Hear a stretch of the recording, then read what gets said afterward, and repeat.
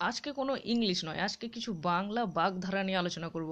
বাংলা বাগধারা আমার পার্সোনালি খুব ভালো লাগে, তোমাদেরও আশা করি ভালো লাগবে। এবং সবচেয়ে ভালো লাগার চেয়েও আরও একটা কথা আছে, পরীক্ষায় আসে, ঠিক আছে, এমনি তোমার 9-10 ক্লাসে তো আসেই।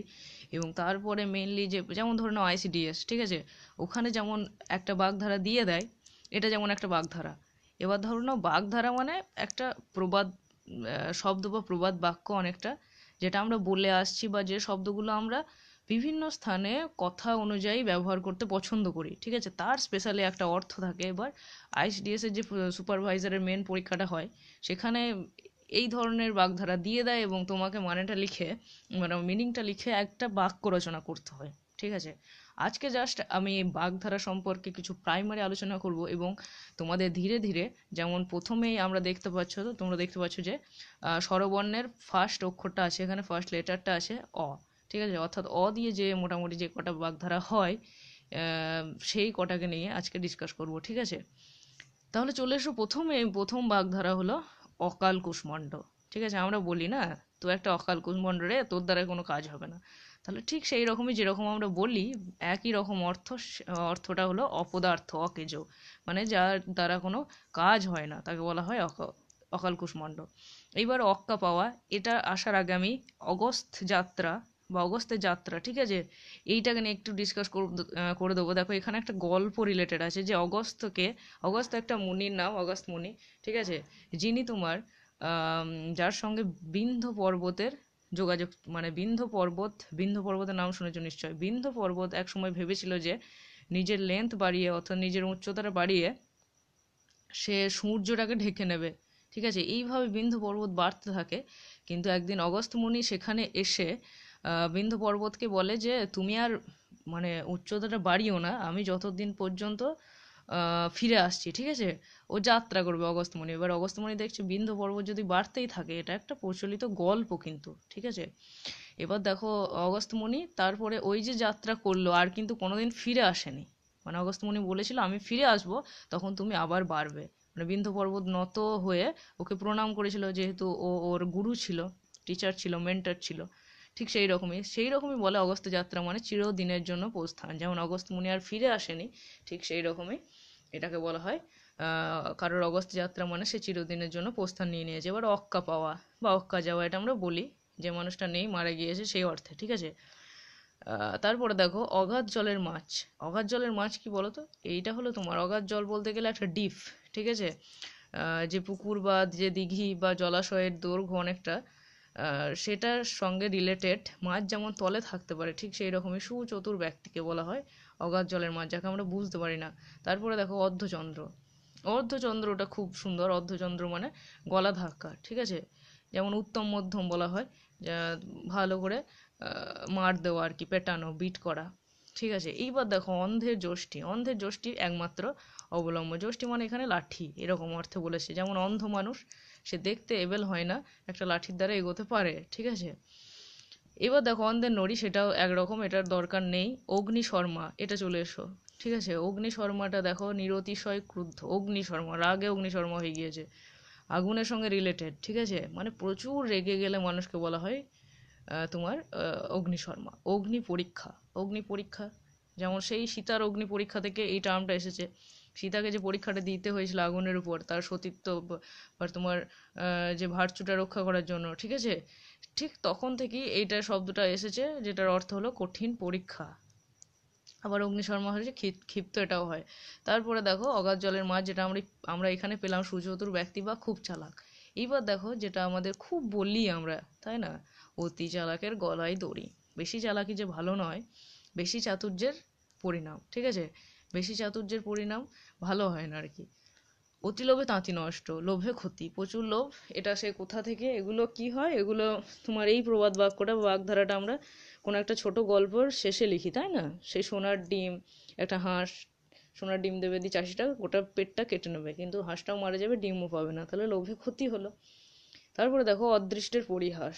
অদৃষ্ট মানে কি, যেটা দৃষ্ট হয় না, তাই না, ভাগ্য আমাদের, কপাল, লাক, তাহলে বিধির বিড়ম্বনা, বিধি তার বিড়ম্বনা, ঠিক আছে, পরিহাস করা।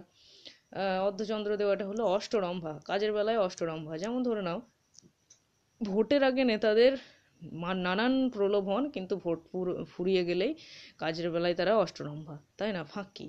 তারপর অথই জলে পড়া। অথই জলে মানে যে জলের কোনো মাপ নেই, একদম ডিপে পড়ে যাওয়া। সেটা হলো তোমার খুব বিপদে পড়া, যেমন পুকুরের জলে পড়ে গেলে, ঠিক সেই রকমই অথই জলে পড়া, অর্থাৎ খুব বিপদে পড়া। তারপরে দেখো অন্ধকারে ঢিল মারা। এবার অন্ধকারে ঢিল তুমি যদি মারো কোনো কিছু একটাকে উদ্দেশ্য করে, সেটা লাগতেও পারে, নাও লাগতে পারে, তাই না, না লাগার চান্সটাই বেশি থাকে। সেখান থেকে এসছে আন্দাজে কাজ করা। এবার আন্দাজে কাজ করাটাকে বলা হয় অন্ধকারে ঢিল মারা। তারপরে কি বলেছে দেখো, অমৃতে অরুচি। অমৃত কি জিনিস? অমৃত আমাদের কাছে তো যেটা আমাদের খুব ভালো, যেটা আমাদের বাঁচিয়ে রাখতে পারে, সেটা বলা হয় অমৃত। খুব ভালো খাবার হলে বা কিছু হলে আমরা বলি অমৃত। সেইটাতে অরুচি মানে একটা দামি জিনিস বা দামি কোনো কিছুর প্রতি মানুষের বিতৃষ্ণা, ঠিক আছে, সেইটাকে বলা হয় তোমার অমৃত অরুচি। তারপরে অকুল পাথার। অকুল বানানটা কয় দীর্ঘ, কিন্তু হর্ষ নয়। ভীষণ বিপদ, খুব বিপদকে বলা হয় তোমার অকুল পাথার। অনুরোধে ঢেকি গেলা।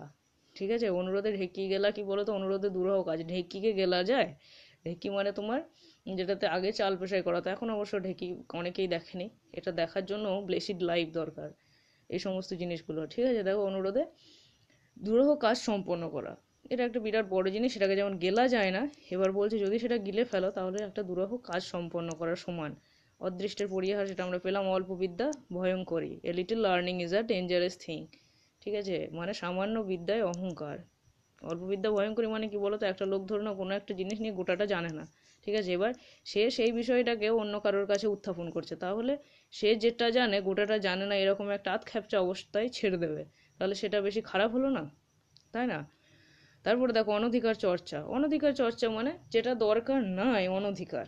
অধিকার মানে তো যেটা তোমার লিমিটের মাঝে আছে, যেটা তোমার, যেটা তুমি করতে পারো, সেটাকে বলা হয় অধিকার। তাহলে অনধিকার চর্চাটা কি? সীমার বাইরে পদক্ষেপ, তাই না? এবার দেখো অরণ্যের রোদন। এটা আমরা পেয়েছি যে অরণ্যে সে উলোবনে মুক্ত ছড়ানো, আর একটা অরণ্যে রোদন। অরণ্য মানে কি? বন জঙ্গল। সেখানে তুমি যদি কেঁদে আসো, কান্নাকাটি করে আসো, তাহলে কেউ দেখবে না। ভিডিও করে নিয়ে এলে সেটা একটা কথা, কিন্তু তুমি যদি সেখানে কান্নাকাটি করো, সেটা হলো নিষ্ফল আবেদন। যেমন অরণ্য বা গাছপালা তোমাকে সায় দেবে না, ঠিক সেই রকমই সেটাকে বলা হয় নিষ্ফল আবেদন। বা তারপর দেখো অহিনকুল সম্বন্ধ। অহিনকুল সম্বন্ধ মানে কি বলতো? অহি মানে সাপ, আর নকুল মানে তোমার যে বেজি, ঠিক আছে, সাপ আর বেজি মানে দুটো, যেমন বাঘা তেঁতুল, বুনো ওল, ঠিক আছে, যেমন আদা কাঁচকলা, এরকম যাকে বলা হয়, সবগুলো একই, ভীষণ শত্রুতা। তারপর দেখো অন্ধকারে দেখা, যেমন অন্ধকারে ঢিল মারা। এবার অন্ধকার দেখা, চোখে অন্ধকার দেখছে, বলি না চোখে আমরা অন্ধকার দেখছি। এবার সেটা হচ্ছে দিশেহারা হয়ে পড়া, যখন আমরা মেইন জিনিসটাকে দেখতে এবেল হয় না। তারপরে দেখো অমাবস্যার চাঁদ। অমাবস্যার চাঁদ বলতে গেলে কি? অমাবস্যায় চাঁদ হয়, দেখা যায় চাঁদ, তাহলে সেই যে অমাবস্যার চাঁদ, সেটাকে বলা হয় দুর্লভ বস্তু। দুর্লভ কোনো বস্তু, সেটা ঠিক অমাবস্যার চাঁদের মতো। অমাবস্যায় যেমন আমরা চাঁদকে এক্সপেক্ট করতে পারি না, চাঁদকে আমরা আমাদের প্রত্যাশার বাইরে, ঠিক সেই রকমই কোনো একটা জিনিস যেটা আমাদের কাছে একদম দুর্লভ ছিল, সেটা যদি আমরা পেয়ে যাই, তখন তাকে বলা হয়, যেমন তোমার আগমন আমার কাছে অমাবস্যার চাঁদের মতো। ধরে নাও তোমার একটা বন্ধু বা তোমার কেউ একজন নিয়ারেস্ট মানুষ যে হারিয়ে গিয়েছে বা কিছু, সে যদি চলে আসে হঠাৎ করে, তাহলে সেটাকে বলা হয় দুর্লভ বস্তু। ঠিক আছে, তাহলে এই ছিল তোমাদের দিয়ে যে বাগধারাগুলো, সেগুলোকে নিয়ে ডিসকাস করলাম। এরপরে যদি তোমরা চাও তাহলে আমি ধীরে ধীরে এগোবো, ঠিক আছে। আর যদি বাক্য রচনা সমেত চাও, তাহলে একটা করে বাক্য রচনা এখানে লাগিয়ে দিতে হবে, ঠিক আছে। Okay, thank you for watching this video. আর যদি তোমাদের দিয়ে কিছু আরও কিছু জানা থাকে, আমার তো স্কিপ অবশ্যই কিছু হয়েছে, ঠিক আছে, মানে তোমার দু একটা বাদও যেতে পারে, তোমরা এক্সট্রা কিছু জানলে সেটা কমেন্টে জানাও, ঠিক আছে। Stay good, stay happy, thank you.